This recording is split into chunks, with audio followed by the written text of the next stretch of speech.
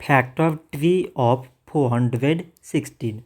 So 416, it can be written as 2 times 208.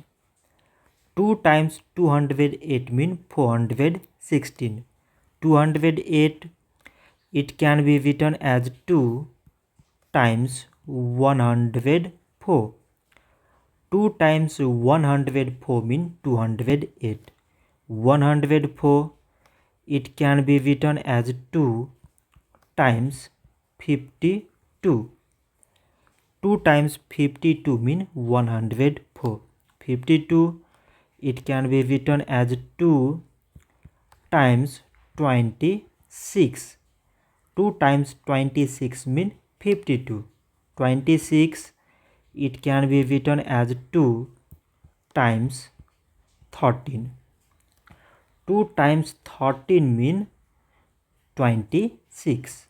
So now we select our prime numbers in all these numbers.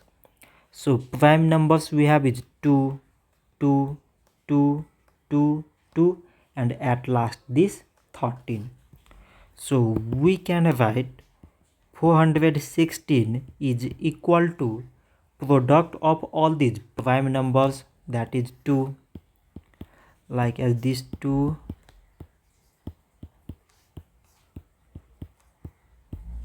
and at last this 13.